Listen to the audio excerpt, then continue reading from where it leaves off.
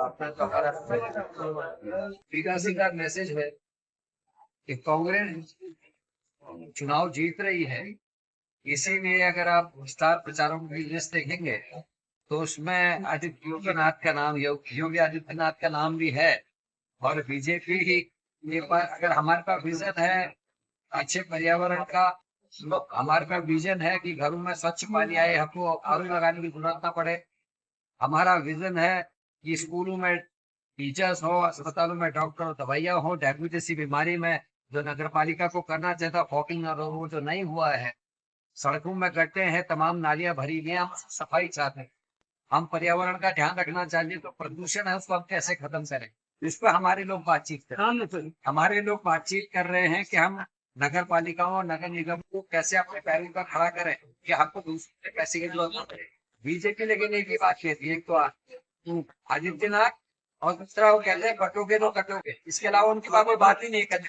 ना वो शिक्षा की बात कर सकते हैं, ना स्वास्थ्य की बात करते हैं। जो पिछले कार्यकाल में घोटाले घपले किए हैं उसके बारे में उसका जवाब नहीं है, इसलिए वो अपने अपनी चीजों के पीछे चल रहे थे। एक डिफरेंस है। और इसी के मुझे उम्मीद है कि उत्तराखंड सबसे ज्यादा पढ़े लिखे लोगों का राज्य है, और मुझे उम्मीद है कि हमारे सभी जो प्रत्याशी हो भारी मतों जी। कहीं ना कहीं मुझे लगता है अभी तक फिर से जो है ये कहीं ना कहीं धार्मिक कार्ड को इस्तेमाल करने की कोशिश की जा रही है। धार्मिक कार्ड नहीं है, ये एक नफरत फैलाने वाली एक स्कीम है। कौन सा धर्म की बात करके, हम सनातन धर्म की अगर बात करें जिसमें हिंदुत्व कहते हैं, उसमें तो ये कहा जाता है प्राणियों का कल्याण हो, विश्व में सद्भावना हो, हिंदू का कल्याण हो, मुसलमान का कल्याण हो, सिख का हो या ईसाई का हो, नहीं कहते। हमारे धर्म में ये कहा जाता है प्राणियों का कल्याण हो। तो ये किस प्राणी की बात कर रहे हैं? ये केवल और केवल नफरत फैलाते हैं ताकि माता पिता को अपने पढ़े लिखी बेटी और बेटे घर पे बेरोजगार ना दिखे, महंगाई ना दिखे, गंदगी जो मोहल्लों में है वो ना दिखाई दे, जो अखबार लगे हर शहर में गंदगी के वो ना दिखाई दे। ये ट्रेंचिंग ग्राउंड की बात नहीं करते, ये सीवर लाइन की बात नहीं करते, ये साफ पानी की बात नहीं करते, अस्पतालों में दुर्व्यवस्था की बात नहीं करते। डेंगू में शायद ही कोई परिवार ऐसा होगा जिसके परिवार का कोई ना कोई बहुत बुरी हालत में गया हो। कौन है इसका जिम्मेदार? आज नौकरियां उनकी लग रही है जो 50 लाख रुपया घूस दे सकते हैं। हर जगह हाकम सिंह और इनके मंडल अध्यक्ष बैठे हुए हैं। पटवारी पेपर लेकिन इनके मंगलौर का मंडल अध्यक्ष, और SSC भर्ती घोटाला इनका हाकम सिंह जिला पंचायत का सदस्य। बेटियों के अगर बलात्कार हो रहे हैं, मृत्यु हो रही है, वो किया जा रहा है, तो हरिद्वार में संतरेसा की घटना, 14 साल की बच्ची का बलात्कार और रेप और हत्या, बीजेपी का OBC सेल का सदस्य मुख्य आरोपी। अंकिता भंडारी में पुलकित आर्या इनके मंत्री का बेटा, वो मुख्य आरोपी। आखिर ये सब चीजें क्या लोग भूल जाएंगे? और हम सर्वधर्म समभाव को लेकर भारत के हर नागरिक को नागरिक मानते हैं, धर्म बाद में। पहले हम भारत के नागरिक हैं, संविधान को मानते हैं, और उसको लेकर हम लोग चुनाव में जा रहे हैं। हारी भीड़ हो रही है, लोग मिल रहे हैं, लोग उत्साहित हैं, और इनको अपनी हार देखते हुए इतने बौखला गए हैं कि इनको उत्तराखंड के नहीं दिख रहे हैं। वो आदित्यनाथ ये दिख रहे हैं जो वोट मांगने तो आते हैं, लेकिन अंकिता भंडारी के मामले में चुप हो जाते हैं। जब इनके प्रधानमंत्री केदारनाथ के गर्भगृह के कानून तोड़ते हैं, नियम तोड़ते हैं, 5-5 कैमरे अंदर ले जाके, उस समय आदित्यनाथ चुप रहते हैं। गुरु की श्रेणी में है, संत है, लेकिन शंकराचार्य के अपमान में चुप रहते हैं। प्रधानमंत्री पांव छूते हैं, इनके प्रवक्ता शंकराचार्य का अपमान करते हैं। तो हम ये प्रश्न हमारे आदित्यनाथ क्यों, क्या बीजेपी ने अच्छे काम नहीं किया? और अपने जितने इनके पिछले वाले इनके मेयर थे, सारे के सारे टिकट बदल दिए।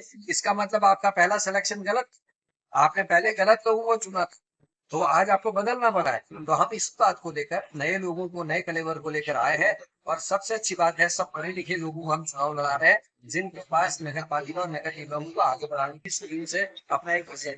करण जी, आप बार बार आदित्यनाथ जी का नाम ले रहे हैं, तो क्या कांग्रेस इनके नाम से डरी हुई है? हम डरे हुए नहीं है, डरी तो बीजेपी है। बीजेपी अगर डरे नहीं है, क्या मुख्यमंत्री को और उनका अपने नेताओं पर क्या भरोसा नहीं है? क्या कारण है कि आपके अपने सांसद जो है लोकसभा में बात उठा रहे हैं? ये मेरे प्रश्न है।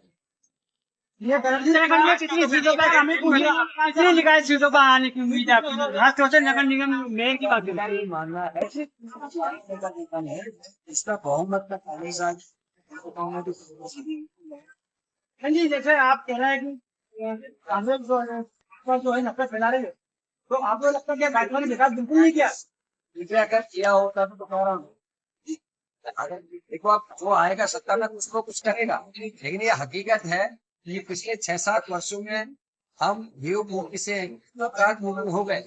आपके यही तब से मैं पंचायत के प्रतिनिधि की पत्नी को गोली लगी थी, पुलिस ने यहाँ यूपी की पुलिस ने आके कार्यक्रम किया और यहाँ की पुलिस को पता नहीं। यही अंकिता भंडारी का मर्डर हुआ, यही आपकी नौकरियों में डाके डाले गए। आज उनकी एनी के पेपर में पटवारी के पुलिस भर्ती घोटाले अभी तो हुए, ये कांग्रेस के समय में नहीं हुए, लेकिन जो किया है उससे ज्यादा तो नुकसान किया। कोई नक्सल बता दो उसमें खनन माफिया आगे नहीं है, हर जगह जेसीबी और पुलिस खड़े हैं। तो ये हमारा उत्तर नहीं है, हम विपक्ष में हैं। ये तो जो सत्ता पक्ष है उसको तो मत देना चाहिए।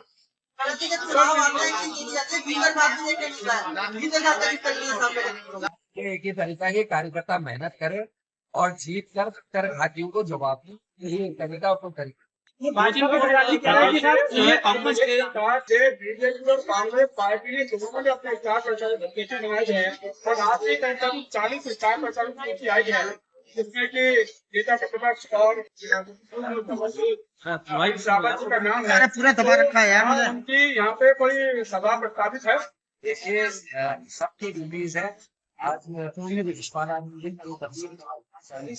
जहाँ भी बात में आएंगे तब कांग्रेस में हरीश रावत जी भी हरिद्वार और देहरादून में समय मिलेगा तो भी आएगा। हमने जो क्योंकि ये बाध्यता है कि 40 लोगों की लिस्ट बनती है स्टार्ट, इसलिए 40 और सभी लोग अपने अपने स्तर से जहाँ उनको डिमांड सुने उस हिसाब से चालू। सर धनंजय जी जैसे भाजपा के प्रत्याशी हैं वर्तमान उद्देश्य से भारतीय जनता पार्टी जो है वो इसमें शामिल होंगे, राज्यसभा सांसद नरेंद्र अख्तर भी है। देखिए भाई कोई प्रश्न नहीं, पहले भी तो भर्ती हुए थे ना हम तो यार, और उसके बाद बद्रीनाथ और हरिद्वार हारे हैं बीजेपी वाले, और ये इतिहास में पहली बार हुआ है जिसकी सरकार आई है वो बाई इलेक्शन हारा है। तो किसी के जाने आने से फर्क नहीं पड़ता, जो ईमानदार कार्यकर्ता कांग्रेस में रहता है, जिनको सब कुछ मिल जाता है वही लोग करते हैं। करण जी जैसे कांग्रेस में कोई घर वापसी नहीं होगी। कांग्रेस ने परिवार अपने सदस्य का जो एन वक्त पर धोखा करा उनकी कोई घर वापसी नहीं। करण जी जैसे भाजपा प्रत्याशी कह रहे हैं कि मैं संकल्प ले रहा हूँ कि पूरा काम कराऊंगा, मेरे को संकल्प करके लेके आए, गांधी जी की तरफ इशारा कर रहे हैं, तो ऐसी स्थिति में आप क्या कहेंगे? केवल की बात का एक ही जवाब दूंगा, पिछले 6 साल से उनकी सरकार है, उनके मेयर और चेयरमैन बैठे हैं आज तक, तो इस बीच में काम करने से किसने उनको रोका?